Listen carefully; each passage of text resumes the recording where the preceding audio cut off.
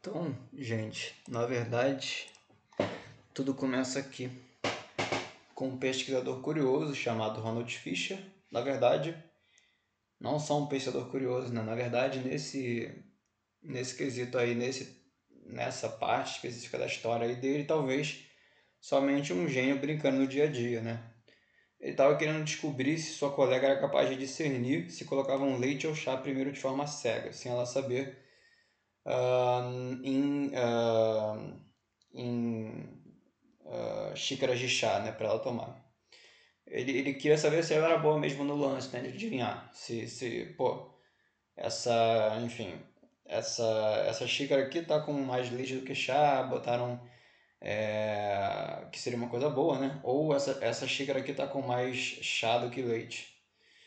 Enfim, ele queria saber se ela era realmente boa nesse esquema aí, de adivinhar isso aí. A história que contam é essa, né? Então o Fischer ele pensou como ele podia resolver esse problema, como ele podia saber que ela de fato era boa naquilo ali. Ela poderia adivinhar 50% das vezes se dessem xícaras para ela. Ah, bem provável que ela esteja acertando por sorte, se for até 50% das vezes. 75% das vezes, ainda o Fischer não estava tão convencido.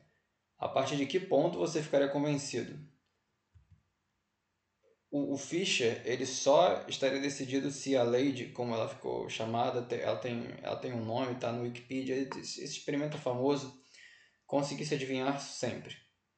Se ela fosse capaz de adivinhar sempre, sem ela saber, se botaram chá ou se botaram leite primeiro, tá? Ele então desenhou um experimento, que é o que ele sabia fazer de melhor. Uma das coisas que ele sabia fazer de melhor, além de fazer estatística, né? Ele deu 8 copos de forma embaralhada para ela. 4 copos com leite primeiro e 4 copos com chá primeiro. Então, isso aqui, como eu falei, está no Wikipedia, esse experimento é famoso, ficou histórico e tal, etc. Pelo menos da forma como contam, né? Então, a probabilidade dela errar todos os copos, tá? É uma só.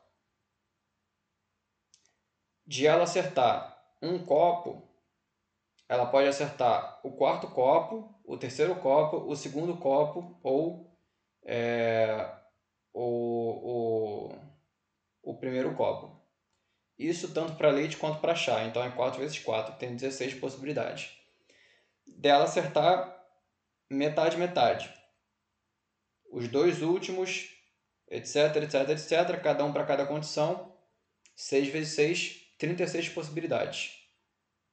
Dela acertar metade, metade. Que seria o mais provável, né? Dela acertar.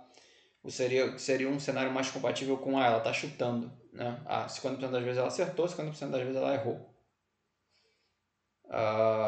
Se ela acertar, se ela acerta,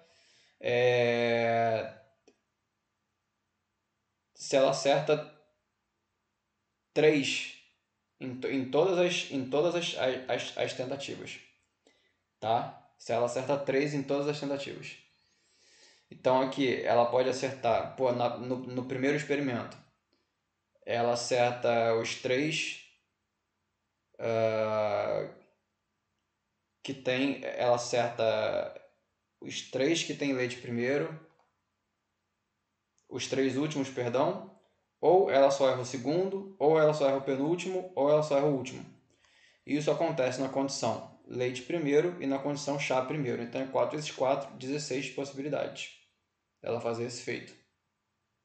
Tá? Já seria uma coisa improvável de acontecer. Dela acertar todos, tá? Só tem realmente uma. Se ela acertar todos os copos, né? Só tem uma. Enfim, só tem um cenário possível isso acontecer. Então o Fischer ele se deu conta que para descobrir a probabilidade disso acontecer,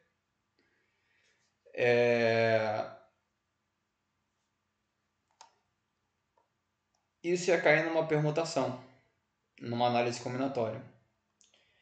Que a gente já fez essa conta. Ele se deu conta que, na verdade, somando essas possibilidades, ela tem 70 possibilidades.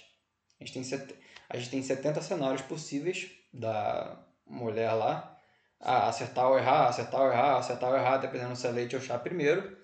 E, então, acertar todos, ela só vai acontecer em 1,4% das vezes se ela estiver chutando. Se ela estiver chutando, isso só aconteceria 1,4% das vezes.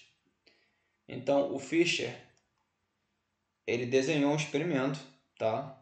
Fez uma permutação e calculou uma probabilidade que ele chamou de P. E isso, até onde eu entendo, virou depois o valor de P. E depois ele expandiu esse trabalho para outras coisas. Né? Não sei se ele já tinha desenvolvido o valor de P antes e aproveitou o valor de P para cá, mas acho que foi mais ou menos aí que nasceu a coisa do valor de P. Tá? Foi nessa questão da análise combinatória. Então aí 1 sobre 70, né? Só ocorreria 1,4% das vezes. E a história conta que ela conseguiu acertar todas. Ela conseguiu acertar. E aí o Fischer realmente ficou convencido no experimento de que ela era boa mesmo. Se ela estivesse somente chutando, tá, gente? Se ela estivesse somente chutando, aqui, ela acertaria a longo prazo. A gente esperaria o quê? Que ela acertaria metade, metade. Ou que ela estaria aqui, que ela conseguiria, enfim, se ela errasse todos, com certeza ela estaria, enfim, ela não sabia, né? Se ela de vez em quando acertasse ali e tal, acerto 1 entre 3, né, para cada uma para cada um dos cenários, tá, isso aqui ainda é provável, mas ela ainda pode estar acertando por chute. Isso daqui também ainda é um cenário que, principalmente se repetissem esse experimento várias vezes e tal, tenderia a cair se ela não soubesse diferir, se fosse uma outra lady, se fosse uma outra mulher que não soubesse diferir, tá? A gente esperaria que a probabilidade seria 36 sobre 70, que dá mais ou menos, mais ou menos a metade, né? 0,5, 50% das vezes ali e tal. Ela vai acertar ou errar se ela está completamente chutando. Um cenário aqui de, não, ela acerta aqui de 3 em 4 sempre ela acerta, tá? Ou ela erra a primeira, ou ela erra a segunda, ou ela erra a terceira, ou ela erra a quarta. Tem uma coisa acontecendo aqui. Mas a história conta que ela conseguiu acertar todos, né? E daí é que nasce enfim, essa coisa toda do teste de dados de Fischer, do valor de P e etc, né? Eu não sei porque não existe documentários de Fischer, né? Da mesma forma como existe de Einstein, etc. Depois de tudo que ele fez na estatística, tá? E aí, enfim, vem o vídeo, né? Eu explicando do teste de dados de Fischer, de como ele é utilizado atualmente. Isso aqui realmente pegou e tal, eles fazem. Isso aqui é usado, tá? Em estatística frequentista atualmente. Ele é uma alternativa do Q² para quando você tem um pequeno número de observações em uma coluna, em uma casela, perdão, uma casela, tá? E ele funciona. Até hoje esse teste é usado. Só que hoje ele é feito num software, permutações extremamente grandes são feitas, né? Cenários diferentes são construídos com base em apenas um clique, né, de um botão. Na época, Fischer lá tinha enfim, ele fazia as coisas na mão. Mas tá aí a história, né? É até meio fascinante, assim, eu acho, né? Se essa história de fato é verdadeira. É uma coisa meio de gênio mesmo, né? É uma tirada de gênio.